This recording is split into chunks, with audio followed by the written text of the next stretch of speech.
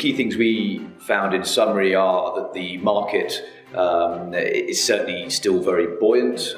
We are finding that it's still a candidate-driven market, so the demand for talent still outweighs the amount of talent available to companies, so salary increases are still very much ahead of the rest of the region in terms of expectations from candidates.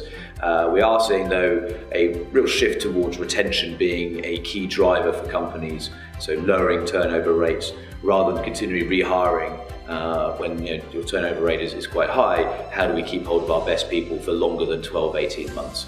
And we're working with HR directors and country heads on that from a selection process, assessing candidates against their longer term ambitions rather than just a job.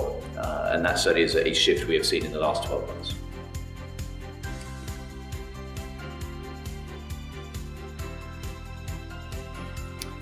The challenges are still similar. Key task issues and some clarity around that the key task problem is still there, and companies are still trying to find more information on how best to bring in the expertise needed to make their investment in Indonesia successful. And that's certainly a key area we're seeing, and a lot of conversations we have with companies is how to work around that. We're seeing a real push towards how to attract Indonesians back into Indonesia, and that bridges the gap in terms of communication skills and maybe understanding international business and best practice, and bringing that skill set back to Indonesia with people who obviously then clearly understand how to do business in Indonesia and the mindset of an Indonesian consumer. So they're the two things we're really kind of looking at.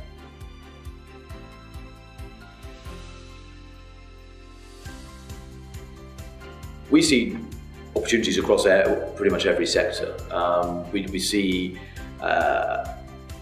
companies being more selective, certainly in the talent they are hiring, and that's a normal situation to have with companies who maybe came in with very high growth expectations, maybe tailoring them slightly, and this is as a result of regional issues around economies and currency weakening, and things like this clearly do have an impact on companies when they're deciding on their strategy for Indonesia.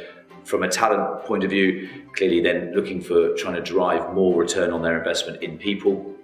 And that then leads to longer processes and the selection process being more thorough maybe than it was previously. And as a result, candidates really having to work harder to get these opportunities that they're seeking. And in line with what I mentioned earlier about retention being a key strategy for companies, we do see a trend in terms of investment levels in HR continue to increase as companies rely more and more on the HR function to really help them drive some of the retention strategy they're trying to put in place.